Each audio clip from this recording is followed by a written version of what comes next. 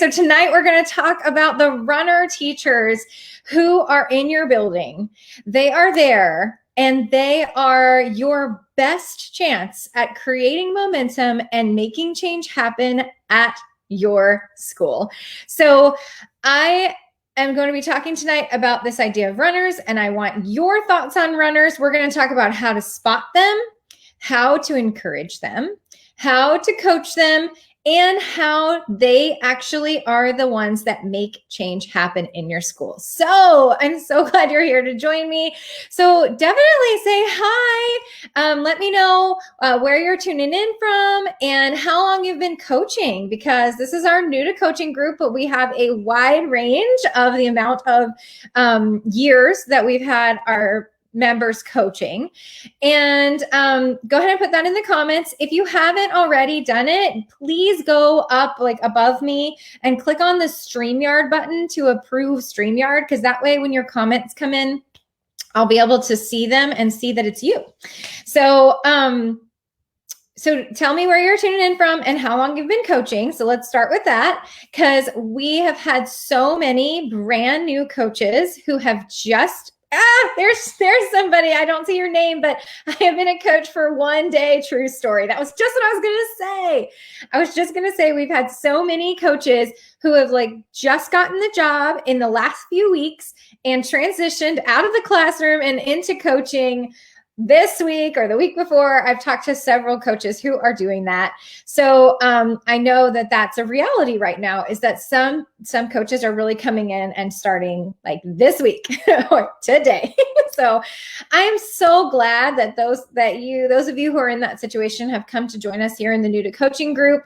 The group has grown. I looked today and we have hit 1,500 members in our group, which is so exciting, because this is a place that is made for coaches. It's made for new coaches.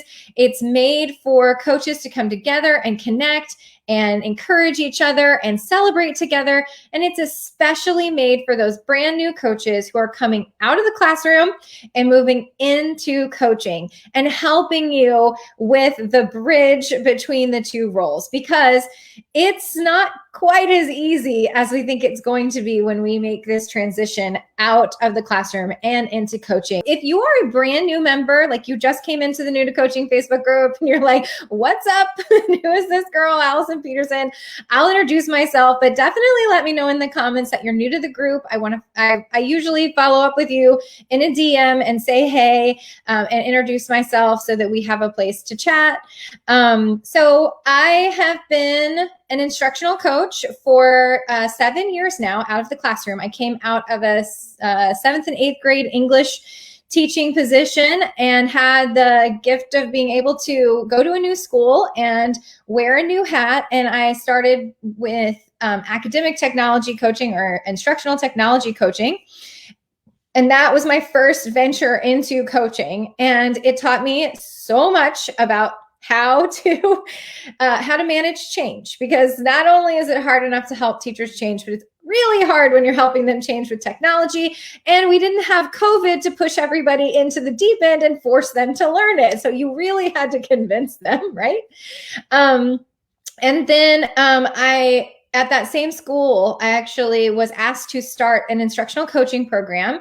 And so I was a full-time coach, and I had 2 other full-time coaches at my school, and we started the program, and we had some teacher coaches who were with us as well. So they had teaching loads, or like a lessened teaching load, but they were still teaching, but they were also coaching. So I ended up having a team of 7 amazing instructional coaches who I had the opportunity to work with at my old school.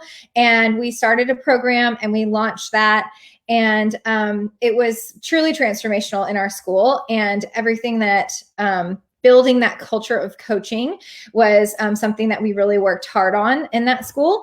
And then my husband got an opportunity to come down to a school down here in South Florida. So I used to be in Atlanta, and now I'm in Fort Lauderdale, Florida. And my husband and I have been down here for 2 years, and I've been starting an instructional coaching program here.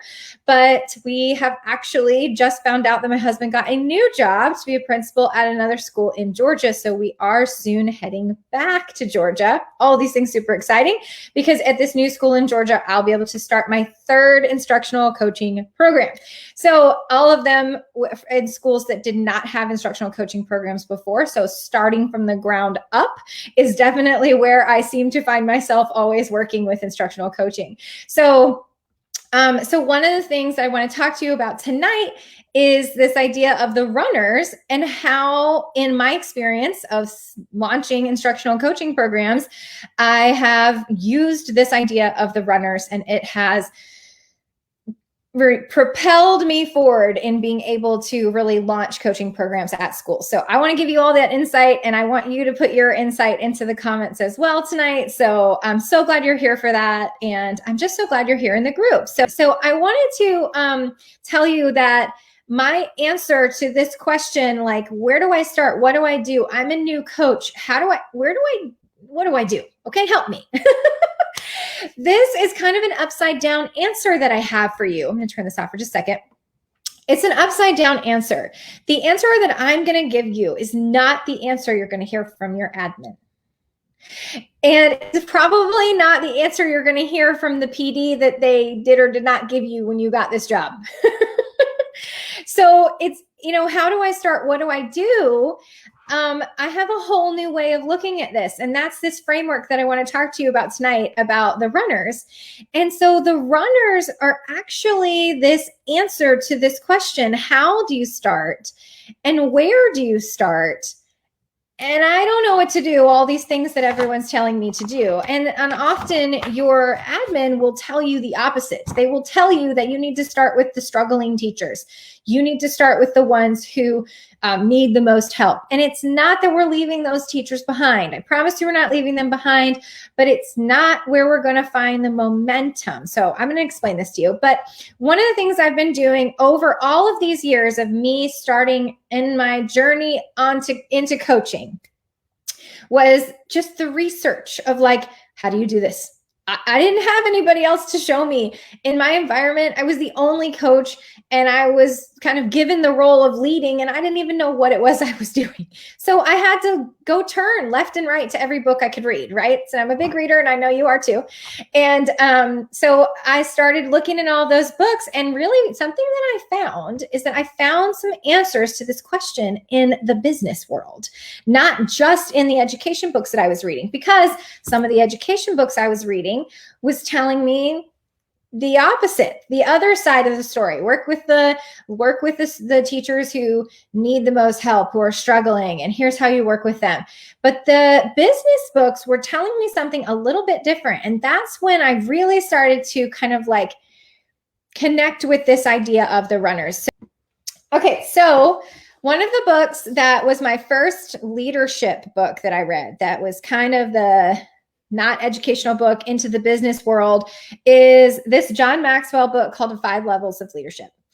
And as you can see, I have read it a few times, and I've done some book studies on it, and it's extremely powerful. And one of the things, this idea of the runners comes up in this book, even though I'm going to tell you about how it comes up in this book too. I wanted to anchor to this as well, because this 5 Levels of Leadership is John Maxwell really talking about how you lead well.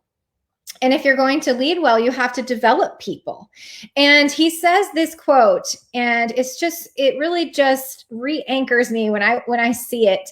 And so he says that the improvement of individual leaders' lives is the highest goal of leadership development. When you help other people become leaders, you change their lives. You change the way they see the world. You change their capacity. You increase their potential. You change the way they interact with others. And this really hit me hard, this idea of, like, what are we trying to do here? We're trying to impact people. And how do we do it? We do it through leadership. And before you start arguing with me that you're a coach and you're not a leader, come on now, girl. If you're the one who's trying to make an impact and make change happen in your school, you're going to go ahead and need to wear that leadership hat with pride, because you are a leader. You're leading from the middle. You're not the admin, but you are a leader. And when you have the power and potential to go in and help leaders grow, or other teachers, we just replace that word, help teachers grow. This is what you have the power to do through coaching. And it hits my heart. So when he talks in this book, he talks about the 5 levels of leadership. In level 4, once you go through position, relationships is number 2, but I think it starts with a P in the book. And then productivity. And then level 4 is people development. When you get to people development, he talks about the power of the runners. He says level 4 leaders, I'll make this bigger here for you.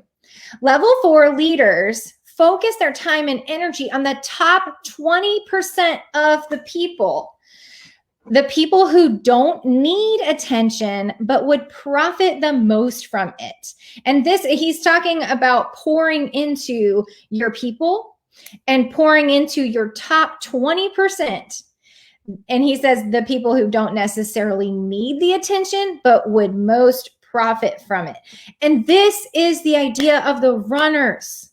Because if you pour your time and energy into that top 20% of teachers, they are the ones that are going to propel forward your school and your coaching. So I kind of wanted to anchor to this book as well as, and I'll come back to this slide in a minute, as the Move Your Bus book, because it's really powerful to see how in the leadership books that are talking about how you're going to be a great leader and impact people and coach people, people development is level 4. It's coaching people, is to focus on the runners. It's really like a philosophy around how you propel and move forward. So what I wanted to share with you tonight is this book, Move Your Bus by Ron Clark. Sorry, it's not showing up. There it is, Ron Clark. And Ron Clark is, if you don't know him, he started a school in Atlanta, and it's this amazing school that kind of like breaks all the rules and does all the great things. And he holds all this PD there. And so he talks about in this book a little bit about his school and how he runs his school differently, and how he had this idea of how he was going to move his organization forward, and how the idea of the bus was going to be it. So if you take a look at this picture here, I got Chrissy is here. That's so powerful. I also bought Move Your Bus because you recommended it. You're going to want a copy of this little tiny book when I'm done talking about it, I'm sure. So take a look at this little picture in the middle. Ron Clark's metaphor of the runners comes with this idea of a bus. So it's a bus that doesn't have wheels, but it's being propelled forward by the feet of the people in the organization. So they are running or walking or riding, and that's what's moving the bus forward. And the bus is the organization, right? So like, what's moving the organization forward? So when you're thinking about this from your coaching role and you are a new coach, you're not necessarily like always trying to move the organization forward, but often we're trying to move like an initiative forward, or some other goal that the principal has or that the district has. Like, this is what I'm talking about. How do you move forward with a project or an initiative that you feel like you're supposed to be moving forward with for your school? I love book recommendations. It's on my list to order. Oh yes, I will probably get you in a lot of trouble with whoever is concerned about how many books you order, because yeah, I'll recommend too many. Sorry about that.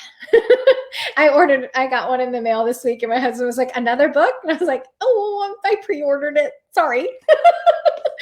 So, okay. So in Ron Clark's book, he talks about these 4 main types of people in the organization. And then on the far right, he has the driver. So I'll talk about it in a second. But he has the runners who are propelling the bus forward. And he says that these are your hardest workers, highest, setting high expectations, always striving for those high expectations type of teachers. And he uses teachers in this book because he's talking about his school. And so the ones who are just always going above and beyond, never having a bad attitude about the things that they're being asked to do, and they're just always running. And then the joggers are the ones who are making a good effort, but they're not quite the at the level that the runners are. Sometimes they have like slower bursts of speed where they will like do like one big project a year. He talks about that idea of like they're making effort, they're contributing, but it's not all the time, no matter what. It's more of a burst of energy. Your walkers are the ones who are just kind of walking along. They're not propelling the bus forward that much, but they're moving. They're doing some things. They're probably along the lines of compliant teachers versus your riders, who I would say would be in your category of like resistant teachers. So we'll talk a little bit more about how you define them. But this metaphor here is the idea of these different types of people that you'll find in your organization. And when you have these different types of people in your organization, which every organization has, where do you focus? If you are a new coach and you're trying to figure out what to do in this whole big job, no one has really told you what to do, and your admin's not giving you a lot of guidance, then you want to start thinking about this idea. Because what Ron Clark says is that the runners are the ones that propel the bus forward. The driver is kind of like your head leader who would be like moving and steering the organization. So that's kind of that part of the metaphor there. Right. So he says this, and this is so great to kind of explain why he says that the runners are so important. He says, I started to notice the energy of the runners was starting to rub off on the joggers, and the fire spread, and it spread from the top down. So what Ron Clark talks about is that if you want to create momentum in your school, you want to basically encourage and create momentum with the runners, because that will rub off on the next group, the next group, the next group. And that is what will create momentum in the work that you're trying to do as a coach. And for you as an individual coach, it's hard when you have resistant teachers or teachers who are just not interested in growing. It is very hard to feel like you're making progress or making the impact that you want to make. Let's just be honest here. It doesn't feel like you're getting where you want to go. But when you're working with the runners and you're intentionally targeting them, then you have the ability to create this same kind of energy that Ron Clark is talking about, and allow that to be a fire that will spread throughout the rest of your faculty. He says, having runners maintain their speed is far more beneficial than having one rider drop her feet and begin to walk. And he actually has a whole story in here about this teacher that he just worked so hard with, and he really wanted to get her going. And so he did, and he put hours and hours of work into working with her. And then all she was a rider who just put her feet down and started walking. And this little bus metaphor, that's not going to propel the bus forward nearly as much as if he had spent that same amount of time pouring into the runners or even the joggers, because they have some momentum to create as well.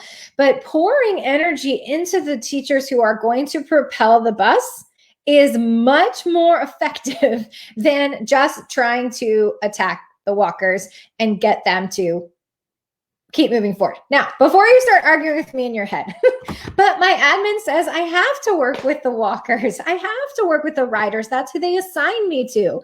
This is true. This is a reality of being a coach, especially in maybe this district kind of approach, or your principal is assigning you to certain teachers. That's going to be something that is a hard thing that you kind of have to balance with this approach. But what I'm saying to you is, as a new coach, if you are not being given direction specifically to work with a specific group of teachers, and you're not sure where to start, or you have been assigned a small group of teachers who you need to work with, but you have more time to work with other teachers, then the goal here for you is to realize that this question is, where do I put my energy? I've got, like you guys asked me earlier, I've got 80 teachers. How do I know who to work with? Where do I start? you start with the runners, and you start with giving the runners the little pieces of energy that they need, or momentum that they need, to maintain their speed and keep running, and they will move things forward. So it becomes a really powerful model for you to consider when you, as a new coach, are kind of feeling like, gosh, I'm just not sure who to work with next, or what do I do? No one's telling me what to do. Then go seek out the runners. So let's talk about these runners.